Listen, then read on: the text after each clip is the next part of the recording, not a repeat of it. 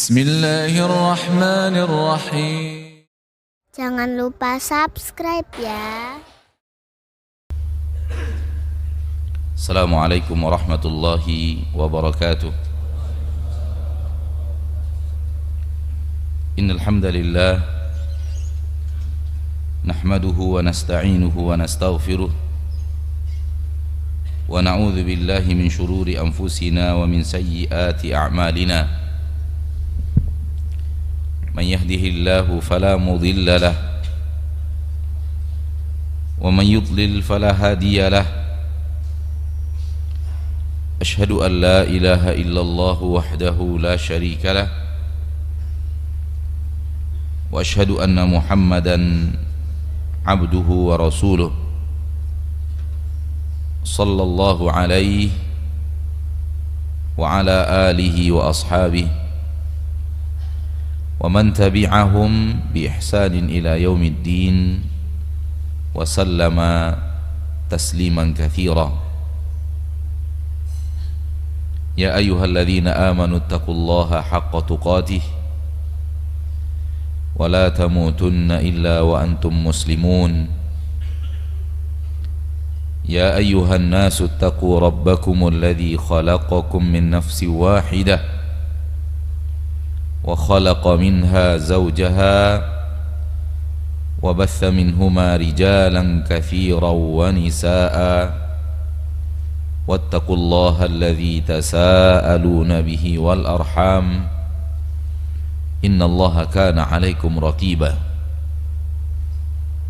Ya ayyuhalladzina amanu taqullaha wa qulu qawlan sadida yuslih lakum a'malakum wa yaghfir lakum dhunubakum wa man yuti'illaha wa rasulahu faqad faza fawzan 'azima.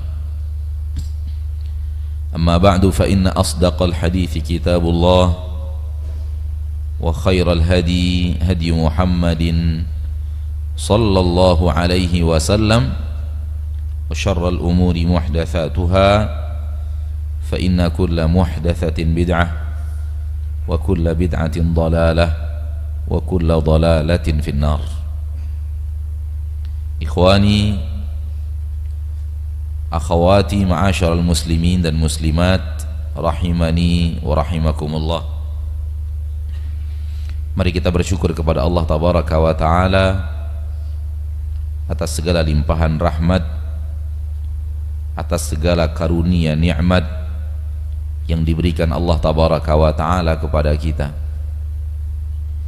Sungguh kita ini adalah makhluk yang 100% bergantung kepada rahmat Allah dan nikmat Allah subhanahu wa ta'ala.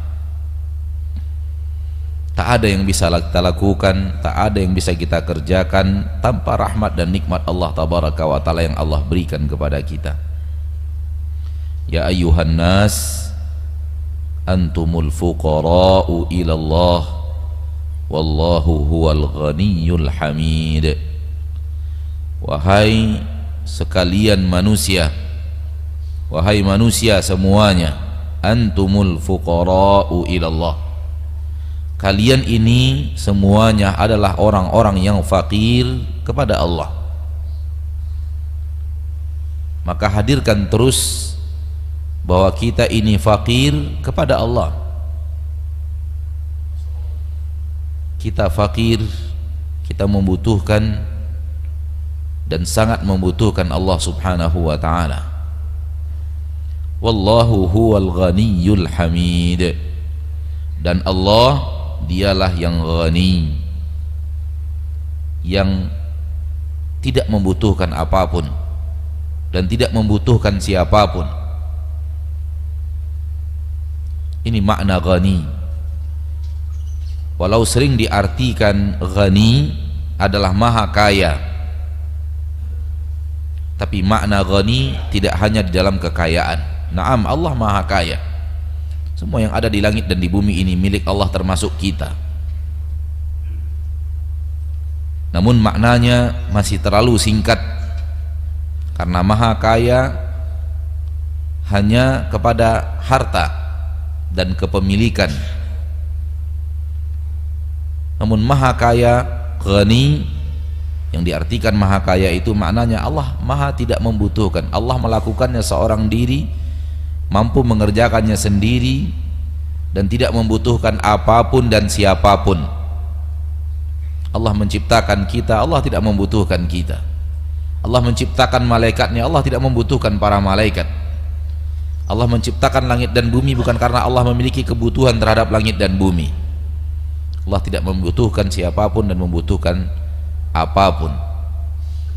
Dia maha segala-galanya, wal hayyul qayyum, yang mengerjakan segala-galanya seorang diri, sehingga tidak membutuhkan pertolongan apapun dan tidak membutuhkan siapapun. Oleh karenanya Allah tidak punya orang tua dan tidak punya anak. Lam yalid walam yulad. Allah tidak membutuhkan ayah dan ibu. Allah tidak membutuhkan anak. Karenanya ketika dinisbatkan anak kepada Allah, Allah marah besar dan menyiapkan ancaman yang besar kepada orang-orang yang menisbatkan kepada Allah tabaraka wa ta'ala anak. Orang-orang kufar dahulu mengatakan para malaikat itu anaknya Allah, dan sebahagian agama di permukaan bumi mengatakan salah seorang nabi anaknya Allah. Ada yang mengatakan Nabi Musa anak Allah, ada yang mengatakan Uzair anak Allah, ada yang mengatakan Nabi Isa anak Allah.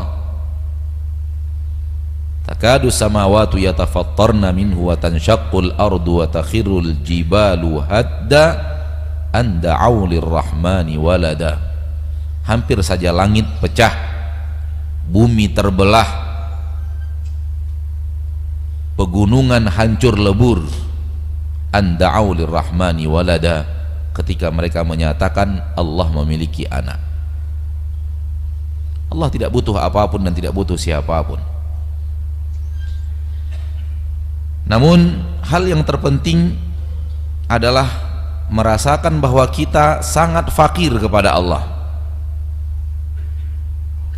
Bagaimana ini selalu hadir di dalam hati kita, bagaimana ini bisa kita selalu hadirkan di dalam dada kita.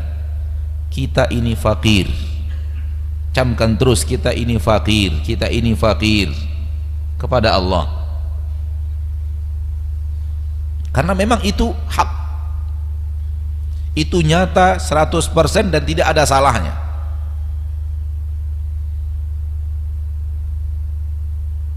Tak ada yang bisa kita kerjakan tanpa rahmat dan nikmat Allah. Kenapa orang mudah dan ringan baginya maksiat? Karena kurangnya penekanan dirinya di dalam dirinya bahwa dia sangat fakir kepada Allah. Ketika ini semakin hilang dan semakin tipis dari dada seorang muslim, ketika itu keberaniannya berbuat maksiat kepada Allah akan semakin kuat. Dan ketika sifat ini hadir terus di dalam hatinya, akan membuat dia tidak berani berbuat maksiat kepada Allah tabaraka wa ta'ala, karena dia sadar sesadar-sadarnya akan kefakiran dirinya kepada Allah. Kalau antum ingin melihat permisalan, lihatlah permisalan orang yang sangat membutuhkan pekerjaan.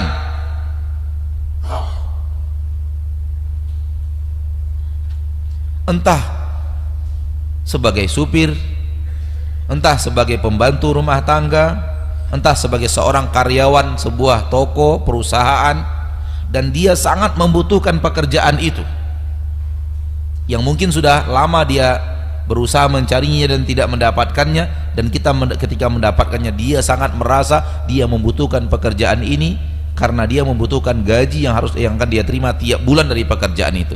Lihat bagaimana orang kepada perusahaan itu, lihat bagaimana orang kepada pekerjaannya sebagai supir pribadi itu, kepada pekerjaannya sebagai rumah tangga itu, dia berusaha untuk maksimal dan tidak membuat kesalahan. Lain hal kalau dia sudah mau dipecat dan tidak peduli lagi dan tidak membutuhkan pekerjaan itu. Mungkin dia punya pekerjaan sampingan di luar yang mungkin gajinya setara atau mungkin lebih besar, sehingga dia akan berbuat semena-mena, berbuat lengah terhadap pekerjaannya itu karena dia merasa tidak membutuhkan lagi. Kalau ataupun suatu saat atau seketika dikatakan oleh majikannya atau perusahaannya kamu berhenti, dia siap. Tapi lihatlah orang yang sangat membutuhkan pekerjaan. Oleh karena itu, kenapa Allah tabaraka wa ta'ala selalu menghadirkan kepada kita ketergantungan kita kepada Allah, agar kita selalu ingat itu. Dan hadirnya kita di sholat subuh di masjid ini, duduk bersama di masjid ini, tidak bisa kecuali dengan rahmat dan nikmat Allah yang beraneka ragam yang telah kita dapatkan semenjak kita bangun, dan tidak bisa dihitung sampai sekarang. Saking banyaknya rahmat dan nikmat yang Allah berikan kepada kita dari tadi bangun tidur sampai kita di masjid ini melaksanakan sholat subuh berjamaah. Semoga diterima oleh Allah subhanahu wa ta'ala, amin ya rabbal alamin. Ma'asyiral muslimin wal muslimat, ini adalah kajian perdana kita di dalam kitab Tauhid karya Syekh Muhammad bin Abdul Wahhab, yang juga pengarang kitab sebelumnya yang kita pelajari. Kitab sebelumnya adalah kitab Al-Usul Ats-Tsalatsah yang telah kita pelajari dan kita selesaikan dengan rahmat dan nikmat Allah, dan kita pindah kepada kitab beliau berikutnya tentang tauhid yang beliau beri judul dengan Kitab Tauhid, kitab tauhid. Dan tauhid sesuatu yang sangat kita butuhkan, bahkan lebih kita butuhkan daripada makanan dan minuman. Hadirkan terus saudaraku bahwa Anda membutuhkan tauhid lebih daripada Anda membutuhkan makanan dan minuman di permukaan bumi ini. Karena tanpa tauhid tak ada satu amalan kita yang akan diterima oleh Allah. Tanpa tauhid kita tidak menjadi seorang muslim di mata Allah, di ilmunya Allah. Adapun di ilmu manusia dan di mata manusia, boleh jadi kita masih dianggap muslim, boleh jadi kita masih dianggap ustadz. Akan tetapi yang paling penting adalah bagaimana Allah menilai kita dan bagaimana Allah memandang kita. Ilmu Allah terhadap diri kita itu yang paling penting, karena yang akan berlaku di akhirat bukan apa kata manusia terhadap kita, akan tapi apa kata Allah terhadap kita.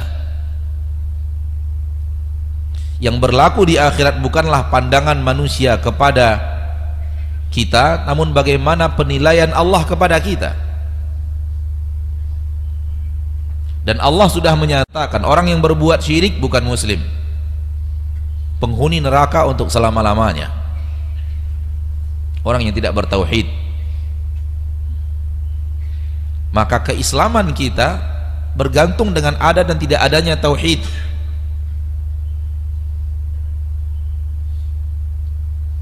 Oleh karena itu, kenapa para ulama selalu mengingatkan dan tidak pernah bosan menyampaikan, dan diikuti oleh murid-muridnya para ulama, para dai, para ustadz yang menyampaikan, selalu mengingatkan kaum muslimin tauhid.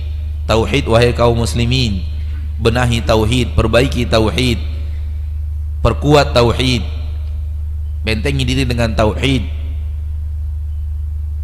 Karena kita tidak dianggap muslim kalau tidak bertauhid di sisi Allah. Adapun penilaian manusia kepada kita tidak berlaku. Adapun hadis Nabi SAW yang riwayat Anas bin Malik, bahwa antum syuhadaullahi fil ard, kalian adalah saksi-saksi Allah di permukaan bumi.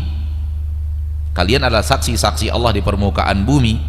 Ada hadis riwayat Imam Bukhari dan Muslim, Nabi mengatakan antum syuhadaullahi fil ard, kalian adalah saksi-saksi Allah di permukaan bumi, di mana manusia akan bersaksi di hadapan Allah akan siapa kita. Hadis ini orang merasa bahwa penilaian manusia penting, karena di hadapan Allah nanti Allah juga melihat bagaimana manusia memandang kita. Ini berlaku Hadis ini berlaku bahwa manusia menjadi saksi atas diri kita apabila penilaian manusia terhadap diri kita sama dengan penilaian Allah terhadap diri kita.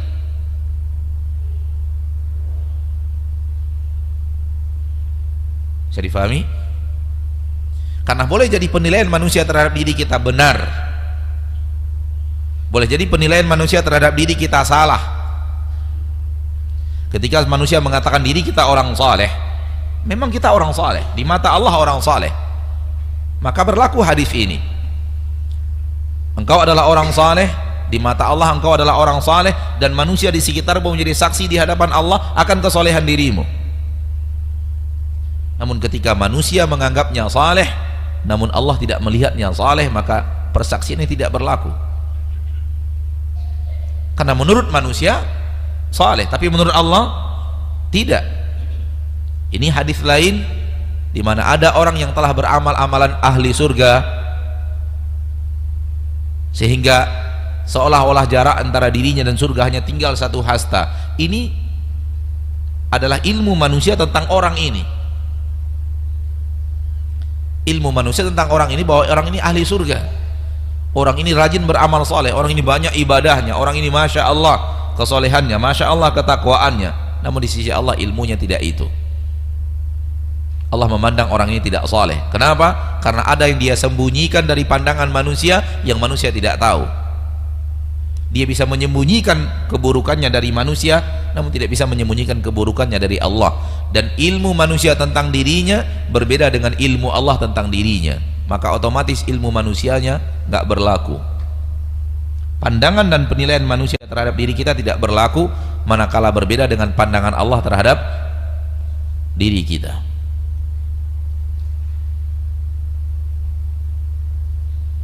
Ma'asyiral muslimin, ma'asyiral muslimin. Oleh karena itu, kalau kita ingin tetap di atas Islam, harus bertauhid. Karena kalau tidak, dia menghancurkan keislaman. Dan yang paling dikhawatirkan untuk diri kita dan orang-orang yang kita cintai dari kaum muslimin dan muslimat adalah yang ini. Dia merasa dirinya masih muslim, ternyata sudah tidak muslim di ilmu Allah subhanahu wa ta'ala. Ini yang paling berat.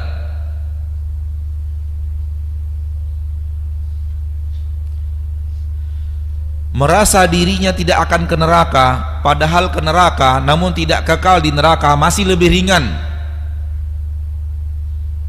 Walaupun itu berat daripada poin tadi yang kita sampaikan. Ada orang yang Islamnya tidak rusak, tidak hancur dengan kesyirikan, tauhidnya benar sehingga Islamnya tetap benar dan wafat dalam keadaan muslim. Namun ketika dia hidup, dia merasa sudah bagus amalannya, dia merasa sudah layak untuk ke surga, padahal ternyata ke neraka dulu. Baru kemudian setelah ke neraka, setelah diazab di neraka, Allah dimasukkan ke dalam surga. Ini lebih ringan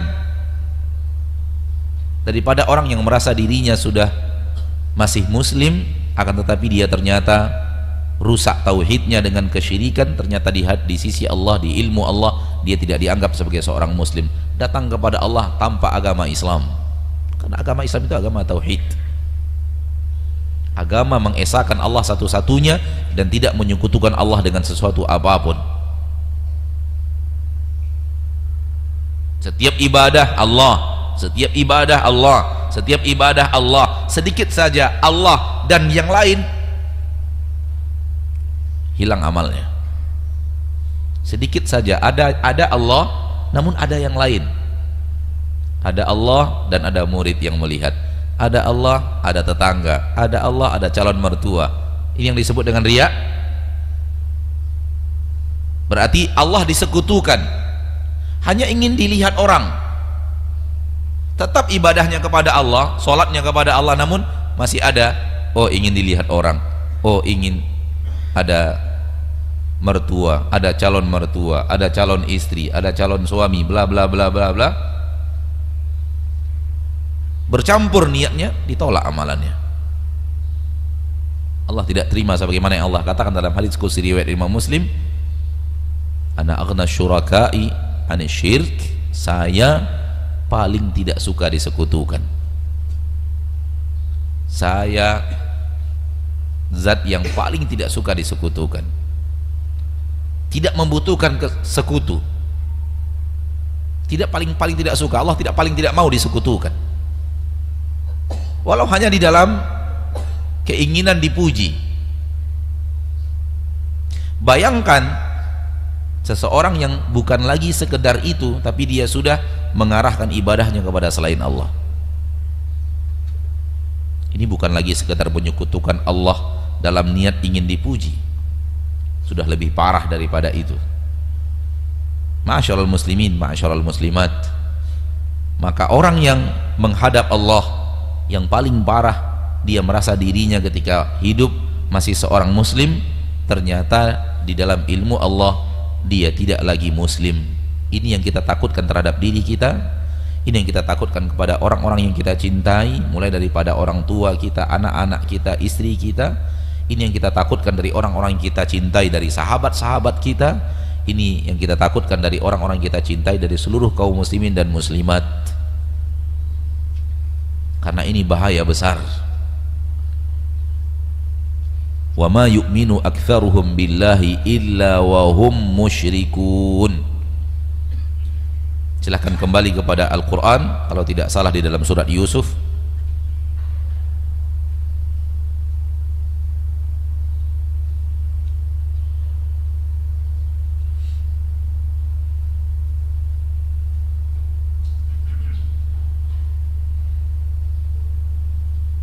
ayat 106 dari surat Yusuf.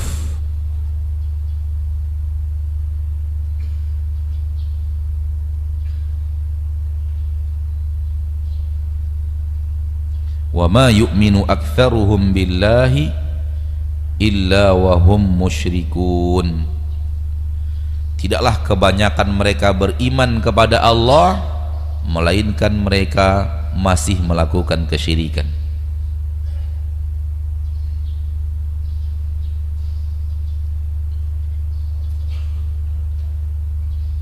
Jadi kita mengatakan apa yang tadi kita katakan karena kekhawatiran kita tentang hal ini.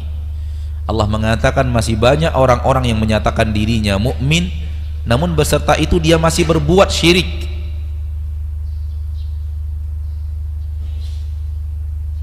Dan kalau kesyirikan sudah bertemu dengan keimanan, tidak dianggap mukmin. Karena keimanan akan hilang dengan datangnya kesyirikan.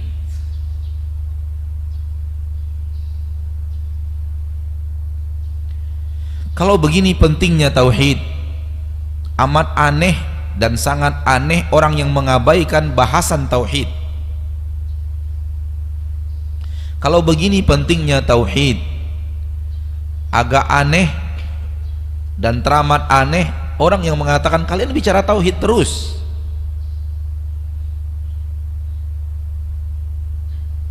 Kapan bicara yang lain?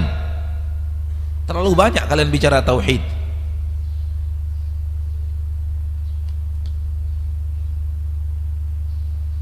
Aneh. Sesuatu yang menyelamatkan manusia di hadapan Allah dari kekal di neraka untuk selama-lamanya dibicarakan dan terus dibicarakan, terus diingatkan, terus disampaikan. Kemudian ada orang yang meranggap apa kajian tauhid terus tauhid seolah-olah nggak ada kajian lain selain tauhid. Itu tudingan sebenarnya. Kajian kita ada tafsir, ada sirah, ada yang lainnya, itu tudingan. Tapi ketika melihat para dai banyak berbicara tauhid, walaupun kajiannya tafsir diarahkan kepada bahasan tauhid, dibicarakan tauhid juga di dalamnya. Kajiannya kajian hadis, ketika ada tauhid diterangkan tauhid lagi, diterangkan bagaimana mengesahkan Allah, tidak menyekutukan Allah, tauhid terus. Kenapa dia merasa aneh dengan kajian-kajian yang selalu mengingatkan kaum muslimin kepada tauhid?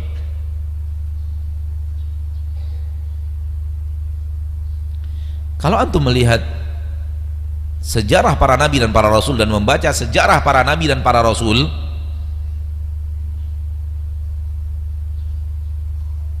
Penyebab para nabi dan para rasul itu dimusuhi oleh kaumnya karena bicara tauhid. Coba perhatikan ketika Allah berbicara tentang Nabi Nuh, apa yang Allah ceritakan kepada kita di dalam Al-Quran tentang Nabi Nuh, perhatikan baik-baik. Kenapa kaum Nabi Nuh membenci Nabi Nuh?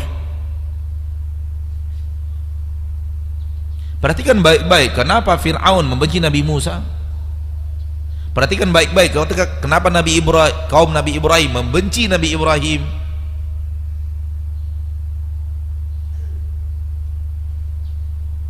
Akan antum temukan titik terang bahwa karena para nabi itu mengajak manusia bertauhid kepada Allah dan menjauhkan seluruh peribadatan kepada selain Allah yang diibadati oleh kaumnya.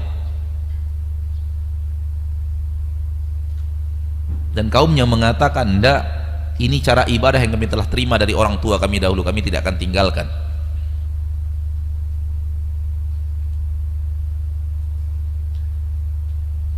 Oleh karena itu, orang yang hanya mengajak kepada ibadah, rajin sholat, rajin sedekah, rajin puasa, rajin berinfak, rajin peduli anak yatim, anak miskin, ramah kepada tetangga, senyum kepada siapapun, baik akhlaknya, itu tidak akan pernah dimusuhi.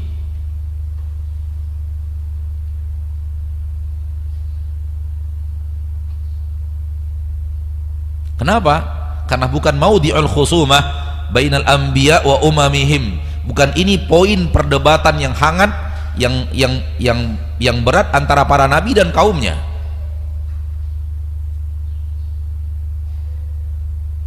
Siapa yang tidak cocok dengan sifat jujur? Siapa yang tidak cocok dengan sifat berakhlak mulia, ramah kepada tetangga? Siapa yang tidak cocok kepada rajin mendekatkan diri kepada Allah Subhanahu wa ta'ala, kepada Sang Penguasa? Tapi kalau bicara ini syirik, tinggalkan. Tapi kalau bicara perbuatan ini salah, perbuatan syirik, tinggalkan. Di situ orang akan melihat bahwa perdebatan para nabi dan kaumnya di titik ini.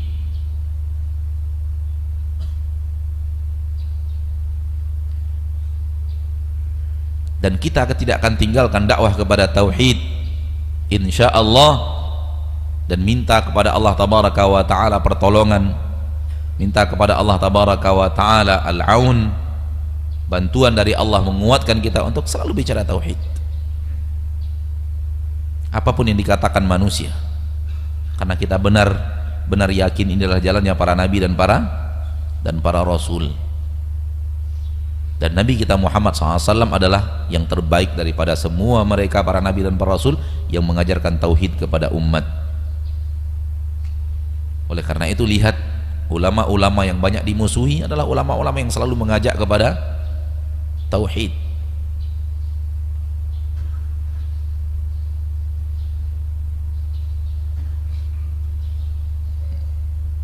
Oleh karena itu, ketika kita tahu bagaimana pentingnya tauhid, maka kita selalu ingatkan kaum muslimin,